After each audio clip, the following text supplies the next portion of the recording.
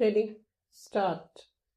Mr. Deputy Speaker, Sir, I am very glad that I have the opportunity to take part in the discussion on the demands for grants in respect of the Ministry of Labour.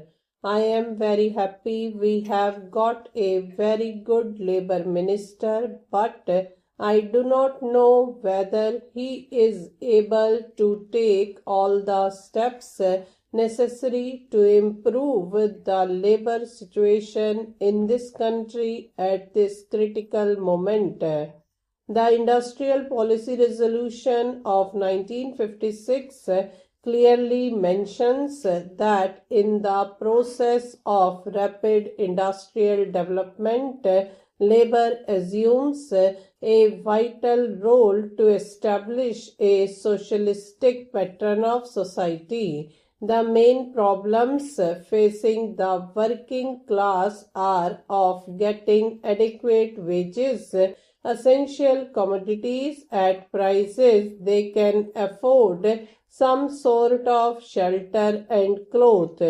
The government minimum needs program has hardly reached the working class. The vast majority of laborers are unable to make both ends meet. The government has mentioned endlessly on the question of evolving a national wage policy or an integrated wages, incomes, prices policy. In the Labour Ministers' Conference some time back, it was suggested that steps should be taken to enforce the minimum wages in the different industries. It was suggested that non-implementation of minimum wages should be declared as a cognizable offence and the offender should be arrested. However, it had been agreed at the conference that more deterrent punishment should be given to the offenders and that the act should be amended suitably. Necessary changes should have been made in the central legislation by this time. The Industrial Disputes Act had become outdated and it should be completely overhauled. It has been claimed that the emergency has brought discipline among laborers and the production has been increased. Yes, it is a fact, but the laborers are forced to work and they are forced not to take part in the trade union activities. The trade union rights have been completely taken away from the labor. But, sir, I want to impress upon the minister that motivations for work should not be imposed from outside, but it should come from within. I contended labor force is an asset to the development of industries. You have taken away the permitted bonus. Some time back, this parliament passed an act to fix the minimum bonus at 8.33%, but the same act was adversely amended by the same parliament some time ago. Bonus was accepted by this government as a deferred wage, but the same government has reversed the conception of bonus, and this government says that bonus is a deferred wage, but it is connected with production and productivity. But what about the owners of industries? Do you know how much have they reduced the DNS allowance of the workers nowadays?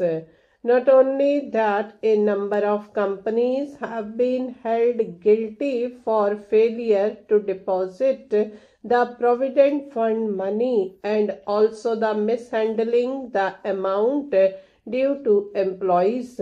Every year, nearly 2 lakh employees come under the purview of the scheme.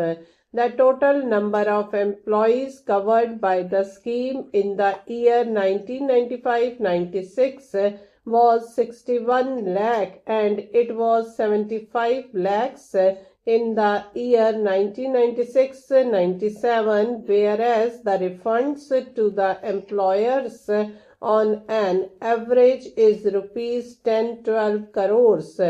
Naturally, such a situation calls for stringent regulation and control over the operation and administration of funds. If the administration of the Provident Fund scheme at various levels has to be really advantageous to the employees, there should naturally be regional offices which could directly deal with members of the fund who go in for advances, loans, etc. The present situation has offered an opportunity for the government to make necessary meaningful changes in a number of legislative measures which seek to protect and regulate the rights and working conditions of industrial workers and other employees. In fact, several clauses of the legislative measures have little relevance to the present day conditions.